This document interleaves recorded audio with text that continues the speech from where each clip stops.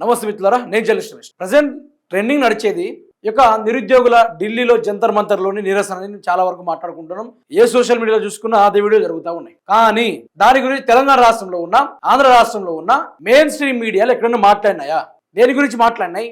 ఒకవైపు నిరసన జరుగుతుంటే మరోవైపు బండు తినుకుంటూ వీళ్ళు డ్రామాలు చేస్తున్నారు, మీడియా ఛానళ్ళ మీద అటాక్ చేస్తూ ఉన్నారని చెప్పేసి వీళ్ళు మాట్లాడారు.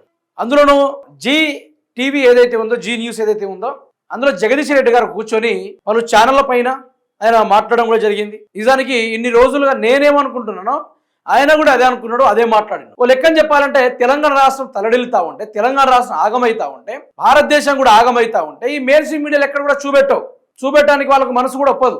ఇప్పటికిప్పుడు చంద్రబాబు నాయుడు జోకం అంటే కొన్ని ఛానళ్ళు పనిమాగా జోకుతూ ఉంటాయి. ఇప్పటికిప్పుడు కొన్ని ఛానళ్ళు ఫలానా పార్టీని లేపాలంటే లేపుతూనే ఉంటాయి, కానీ నిజాన్ని మాత్రం బయటికి తీయలేవు. కాళేశ్వరం కూలింది, కాళేశ్వరం లేదు, కాళేశ్వరం నీళ్ళు ఎత్తిపోయాలంటే కరెంటు బిల్లులు ఫుల్ అవుతున్నాయని చెప్పేసి చేతగాని కొందరు దరిద్రులు మాట్లాడుతూ ఉంటే దాని తగ్గట్టుగా జగదీష్ రెడ్డి గారు మాట్లాడారు. నిజంగానే కాళేశ్వరం 10 ఏళ్ల పాటు నిజంగా కేసీఆర్ గారు పరిపాలిస్తే ఆ 10 ఏళ్లలో నాతో అయితలేదు, నాతో కుదురుతలేదు, నేను ఎట్లా చేయాలని చెప్పేసి ఏనాడు కూడా ఆయన ప్రతిపక్షాన్ని అడగలే. ఎందుకంటే కుల్లగా చెప్తున్నా, మగోళ్ళ లక్షణం ఉన్నోడు మగోళ్ళ లెక్కనే పరిపాలిస్తాడు. అటు ఇటు కానోడే కరెంటు బిల్లులకు డబ్బులు అవుతున్నాయి, నీళ్లు ఎత్తిపోయలేము, అసలు అక్కడ కట్టిందే దండగా, తుమ్మిడేటి దగ్గర కడితే అయిపోవు అని చెప్పేసి అటు ఇటు కాని మాటలు మనం చాలా వరకు విన్నాం ఈ మధ్య కాలంలోనే. జగదీష్ రెడ్డి గారు ఓ మాట అంటారు, నేను దానికోసం ఎదురు చూస్తా ఉన్నా, ప్లస్ మీకు కూడా వినిపించే కార్యక్రమం చేస్తే ఒకసారి వినుకునే ప్రయత్నం అయితే చేయుర్రి. ఆస్ట్రేలియా నుంచి ఒక కామన్ మ్యాన్, అంటే ఖమ్మం నుంచి ఆయన అయితే డైరెక్ట్ గా ఎన్డీఎస్ఏకి మెయిల్ చేశారు, అసలు ఎందుకు మీరు నీళ్లు రిలీజ్ చేయొద్దని చెప్పారని చెప్పి. సో ఎన్డీఎస్ఏ ఆయనకి రిప్లై ఇచ్చింది. సో ఇలా రిప్లై ఇచ్చారని చెప్పి మా ఎడిటర్ గారికి ఆయన కాల్ చేసి మాట్లాడడం. సో అంటే బీఆర్ఎస్ మీరు ఎందుకు అంటే డైరెక్ట్ గా ఎన్డీఎస్ఏని అప్రోచ్ అవ్వలేదా? సో దాని మీద ఏం చెప్తారు? ముందుగా జీటీవీ ప్రేక్షకులందరికీ నమస్కారం. ఒక మంచి చర్చ మనం చూస్తున్నాం, ఇతర టీవీలన్నిటి కూడా చూస్తున్నాం. కానీ చిన్న చిన్న విషయాలకు ఇక్కడ ఒక మనిషి కలిస్తే, లేదా ఒక ఎవరో సినిమా ఇక్కడ ఇట్లా తనిగుడ్ల పంచాయతీ అయితే, లేకపోతే ఎక్కడో పెండ్లమూడి పంచాయతీ అయితే, ఆంధ్రాలో ఎమ్మెల్సీ ఎక్స్ఎమ్మెల్సీ పెండ్లమూడి పంచాయతీ అయితే 24 గంటలు ప్రతిరోజు 15 రోజులు, నెల రోజులు, 2 నెలలు సీరియల్ ఇచ్చే ఛానల్ చాలా ఇవాళ తెలంగాణకు సంబంధించిన నీళ్ళ విషయంలో మాట్లాడడం మీద పట్టించుకోవట్లేదు, మౌనంగా ఉంటున్నాయి. ఇటువంటి టైంలో ధైర్యం చేసి మంచి చర్చ పెట్టిండ్రు భరత్ గారు, ధన్యవాదాలు.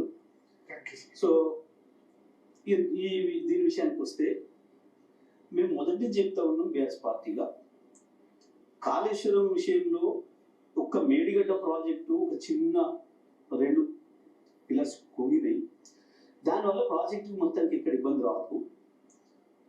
అది కట్టింది కూడా ఆ ప్రాజెక్టు కేవలం ఎటువంటి ఆపత్కాలం వచ్చినప్పుడు 24 టీఎంసీలు నీళ్ళు నిలబెట్టడం మాత్రమే కట్టింది. అదొక చిన్న చివరిది అది.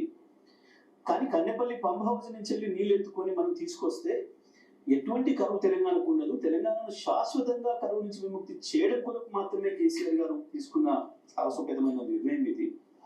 దానికి వ్యతిరేకంగా చాలా ప్రచారం జరుగుతున్నాయి, కానీ వాస్తవం మాత్రం ఇది అని చెప్పి నేను వెళ్ళి చూపించి స్పష్టంగా నేను కుంగింది చూపించినాను. కాళేశ్వరం మొదటి ఏదైతే ఉందో బాలాజీ, దానిపైన కుంగింది వాస్తవం చూపించినాను. ఆ తర్వాత కన్నెపల్లి పంప్ హౌస్ వద్ద చూపించినాను. సుందిల్ల అన్నారము అండ్ ఎల్లంపల్లితో సహా ప్రతి పంప్ హౌస్ ఎట్లా ఎంత బాగుంది, నిర్మాణానికి ఎట్లా ఉన్నాయి, ఆ తర్వాత మీద నీళ్ళు ఎక్కడికి ఎట్లా పోతే విషయాలు అన్నిటి కూడా నేను స్పష్టంగా చెప్పి నేను ఆ రోజు చెప్పిన. ఇందులో ఎన్డీఎస్ఏకి ఏం సంబంధం ఉండదు, ఎన్డీఎస్ఏ పాత్ర ఉండదు. ప్రాజెక్టుల నిర్వహణ అనేది ఏ రాష్ట్ర ప్రభుత్వాలు నిర్మాణం చేసుకుంటాయో అది వాళ్ళకి సంబంధించిన అంశమే తప్ప ఎన్డీఎస్ఏ పాత్ర కాదు. ఎన్డీఎస్ఏ దాని కొరకు తెచ్చే సంస్థ కాదు, ఎన్డీఎస్ఏ బాధ్యత కాదు. ఇది కేవలం పొలిటికల్ నిర్ణయం. ఇది కేవలం రేవంత్ రెడ్డి ఒక దుర్మార్గమైన ఆలోచనతో ఏదైతే కేసీఆర్ గారిని బదనం చేసి ఆ విషయం పైన వచ్చిందో, ఇవన్నీ నేను నీళ్ళు ఇస్తే నేను చెప్పినేనే అబద్ధాలని చెప్పి నేనే ఒప్పుకున్నట్టు అయిపోతుంది అని చెప్పి ఒక భయంతో, మొదటి కారణం అది, దాంతో ఆన్ చేస్తలేడు, కన్నెపల్లి పంప్ హౌస్ నీళ్ళు ఇస్తలేడు. రెండవది కరెంటు బిల్లులకు భయపడి, కరెంటు బిల్లులు పడతాయి, ఎందుకు కరెంటు బిల్లులకు 5,000 కోట్లు 10,000 కోట్లు కడితే నాకేం వస్తుంది, కమిషన్లు రావు కదా, నేను ఇతరులకు ఇచ్చుకుంటే కమిషన్లు వస్తాయి కదా అని దాంతో 2 ప్రధానమైన కారణాలతో ఆయన ప్రారంభం చేస్తలేడు. ఈ వీడియోలో మాత్రం నేను కొంచెం లైన్ క్రాస్ అవ్వాల్సి ఉంటుంది. కొంచెం ఎవరు ఏమనుకున్నా పర్వాలేదు, నేను మాత్రం నా తెలంగాణ కోసం మాట్లాడాల్సిన అవసరం అయితే ఉంది. ఈరోజు కొన్ని ఛానల్ మీడియాలు ఉన్నాయి, సరే వాళ్ళ ఎథిక్స్ వాళ్ళే, వాళ్ళు జోక్కుంటారా ఏదైనా చేసుకుంటారా వాళ్ళ ఛానల్ వాళ్ళ సొంతం, అది మనం దాని గురించి తప్పుపట్టాం. కానీ తెలంగాణ రాష్ట్ర ప్రాంతానికి వచ్చేసరికి, తెలంగాణ రాష్ట్ర నీటి జిల్లాల గురించి వచ్చేసరికి ఈరోజు తెలంగాణలో ఉన్నోళ్ళు కూడా ఏం చేస్తున్నారో తెలుసా? ఆంధ్ర గురించి సపోర్ట్గా మాట్లాడడం, పక్క రాష్ట్ర విషయాలు సపోర్ట్గా మాట్లాడడం. ఇప్పుడు మన భారతదేశంలో జంతర్ మంతర్లా చాలా వరకు నిరుద్యోగులు నిరసన తెలుపుతూ ఉంటే వాళ్ళందరూ టెర్రరిస్టులు, పాకిస్తాన్ వాళ్ళు అని చెప్పి చాలా మాట్లాడారు. అయితే వీళ్ళు దాన్ని ఫోకస్ చేయట్లా. అట్లాగని కాళేశ్వరం కూలిపోతుంది, ఆంధ్రాకి నీళ్ళు వెళ్ళిపోతున్నాయని తెలంగాణ తల్లడిల్లి రోజుల దగ్గరకు వస్తాయి, కరువు నిజంగానే ఏర్పడుతుంది, మళ్ళీ కాలువలు, చెరువులు, వాగులు మొత్తం నీళ్లు, భూగర్భ జలాల నేల మట్టం తగ్గిపోతుంది అని చెప్పేసి చాలా వరకు దీని గురించి మాట్లాడితే, దీని గురించి కూడా మీడియా ఛానల్ కవర్ చేయి. ఒక పెళ్ళామ్మగుడు కొట్టుకుంటా అంటే, ఒక పెళ్ళామ్మగుడు ఇట్లా పంచాయతీలు ఉంటాయి, ఆ రోజు మీడియా వాళ్ళకి ఫుల్ స్టఫ్. ఇక పెట్టిందే తిప్పుతారు. మొగుడు కొట్టిందట, పెళ్ళాం ఉరికిందట, పెళ్ళాం కొట్టిందట, మొగుడు పారిపోయిందట. ఇదే ప్రజెంట్ నడుస్తున్న మీడియా ఛానల్లో, ఇదే, వేరే ముచ్చట్లేదు. నేను ఒకటి చెప్పదలుచుకున్నా, 2014 ముందు తెలంగాణ రాష్ట్రాన్ని పట్టించుకునేటోడే లేడు. తెలంగాణ రాష్ట్రాన్ని పనికిమాల రాష్ట్రంగా, చేతకాని రాష్ట్రంగా, వలస ప్రాంతంగా, శవాల గడ్డగా, గడ్డి సైతం మొలవని అడ్డాగా చూసి తెలంగాణను వెక్కిరించిన రోజులు ఉన్నాయి, తెలంగాణ భాష మీద ఎక్కిరించిన రోజులు ఉన్నాయి. ఇన్ని జరిగితే తెలంగాణలో ఎంప్లాయ్మెంట్ లేదు, తిండికి ఠికానా లేదు, గతి లేక గత్యాంతరం లేక బతకాల్లో సవాలు అర్థం కాక వలసపోయిన రోజులు కూడా ఉన్నాయి తెలంగాణ. మరి దాని గురించి ఎప్పుడు మాట్లాడు? 2014 ముందు తుమ్మిడిహేటి దగ్గరనే కట్టేటోళ్ళమంటే అలాంటి మొగోళ్ళు అప్పుడే పని చేయకపోయారు. మరి కాళేశ్వరం నీళ్ళు నిర్దాక్షణంగా కిందికి వెళ్ళిపోతున్నాయి. కేసీఆర్ చెప్పిండు, కేటీఆర్ చెప్పారు, హరీష్ రావు గారు చెప్పారు, బీఆర్ఎస్ పార్టీ వాళ్ళు ఒత్తి మనం చెప్తా ఉన్నారు. మరి నీళ్ళు ఎత్తి ఇచ్చే చేతనం కావడం లేదా? ఇప్పుడు నీళ్ళు ఇవ్వకుండా తప్పించుకొని తిరుగుతున్న రండా ఎవరు? మీరే చెప్పండి. నీళ్ళు ఇవ్వకుండా పారిపోతూ నీళ్ళ మీద రాజకీయాలు చేసే గాడు ఎవరు? మీరే చెప్పండి. నీళ్ళు ఇవ్వకుండా విచ్చలవిడిగా బూతులు మాట్లాడే ఈ ఏతుల రాజకీయాలు చేసేటోడు ఎవడో మీరే చెప్పండి. ఎంత గాడిదలు ఉన్నారంటే తెలంగాణలో కూడా తెలంగాణ గురించి మాట్లాడరు. డబ్బులు ఇస్తే చాలు తెలంగాణ మీద కత్తులు ఉండడానికి సిద్ధమైపోయిర్రు.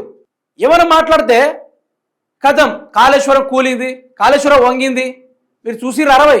ఒక్కొక్క మీడియా ఛానల్ అయితే వరుసబట్టి కాళేశ్వరం మీద ఇక లేదు కాళేశ్వరం, గంగా అర్పణం, గోదావరి అర్పణం అనుకుంటూ మాట్లాడే కొందరు గాడిదలు, సన్నాసులు.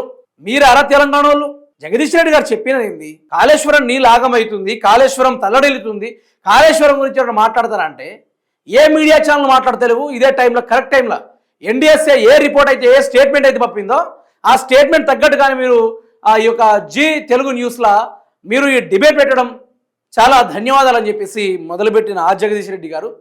ఓవరాల్ ఇంటర్వ్యూ మొత్తం చూడండి, ఆ మొత్తం డెబిట్ని చూడండి. ఏ విధంగా ఉందంటే, ఎంత గొప్పగా ఉందంటే దుమ్ము దులిపేసే కార్యక్రమాలు. ఆయన మాట్లాడిన ప్రతి మాట బాణం లెక్క గుచ్చుకునే మాటలు. ఏం చేసింది కాంగ్రెస్ ప్రభుత్వం కొన్ని సంవత్సరాల నుంచి? పనికొచ్చే కార్యక్రమాలు ఏమైనా చేసిందా? ప్రజలకు న్యాయం చేసే పనులు ఏమైనా చేసిందా? ఏం చేయదు. ఇక్కడ మీడియా ఛానళ్ళు కూడా వీళ్ళంతా గుడ్డి మీడియా ఛానల్ ఆడ లేవు. ఈరోజు సాయంత్రానికి ఒక బ్యాగ్ ఇచ్చేస్తే కథం జోకుడు మొదలు పెడుతూనే ఉంటారు. జోకోండి భయ్, కానీ తెలంగాణ ప్రాంతాన్ని, భారతదేశాన్ని ఎందుకు డైవర్షన్ చేస్తూ ఉన్నారు? నిన్న కాక మొన్న జంతర్ మంతర్ పెద్ద ఉద్యమమే జరిగింది. మరి ఆ ఉద్యమంలో వాళ్ళు ఇండియన్స్ కాదు, పాకిస్తాన్ వాళ్ళు, కజకిస్తాన్ నుంచి వాళ్ళకి 10 కోట్లు వచ్చినాయి, ఖతార్ నుంచి 2 ఫ్లైట్లు దిగినాయి. గియారా మీరు రాసేది? ఈరోజు వీళ్ళ కొడుకులేమో కొన్ని వేల కోట్ల రూపాయలతో పక్క దేశాలు పోయి చదువుకుంటున్నారు. కానీ ఈరోజు ఎంప్లాయ్మెంట్ కోసం కొట్లాడితే, నీట్ పేపర్ లీక్ గురించి మాట్లాడితే, ఆ నీట్ పేపర్ లీకేజీల పైన ధర్మేంద్ర ప్రధాన్ రాజీనామా చేయాలని చెప్పేసి వీళ్ళు చాలా వరకు ప్రొటెస్ట్ చేస్తూ ఉంటే దానిపైన కూడా అక్కడ వచ్చిన అందరు పాకిస్తాన్ వాళ్ళు, అందరు ఇక్కడోళ్ళు కాదు వాళ్ళు అని చెప్పేసి మాట్లాడు. అందుకని నేను ఏమంటున్నా, కంప్లీట్గా అసలు దీనంత దద్దం ప్రభుత్వం, దీనంత చెత్త ప్రభుత్వం ఎక్కడ కూడా లేదన్నట్టు మనకు క్లారిటీ కనబడతా ఉంది. నేను ప్రధానంగా చెప్పబోయేది ఏంటంటే, తెలంగాణ రాష్ట్రంలో నడుస్తున్న కొన్ని మీడియా ఛానల్ గుర్తుపెట్టుకోండి. తెలంగాణ పైన కంప్లీట్గా మరణ శాసనం తయారయ్యారు. 2014 ముందు తెలంగాణకు నీళ్ళు ఇచ్చే గాడిదలు ఎవరు రాలా. 2014 ముందు తెలంగాణ గోసలు పట్టించుకున్న గాడిదలు ఎవరు రాలా. తెలంగాణ ప్రాంతాల్లో ఏ ఒక్క ప్రభుత్వ పథకాలు అందక ఇబ్బంది పడతా ఉంటే, తలడిల్లుతా ఉంటే ఏ సన్నాసి కూడా పట్టించుకోవాలా, ఏ సన్నాసి మాట్లాడాలా. ఈ రోజు ఆ కథ నడిచేసరికి తెలంగాణలో బీఆర్ఎస్ పార్టీ తుప్పు రేగొడుతుంది ఒక్కొక్క చోట్ల. ఈ యొక్క కొన్ని విధవ ఛానల్ గురించి మీ అభిప్రాయాన్ని దయచేసి కామెంట్ రూపంలో తెలపండి.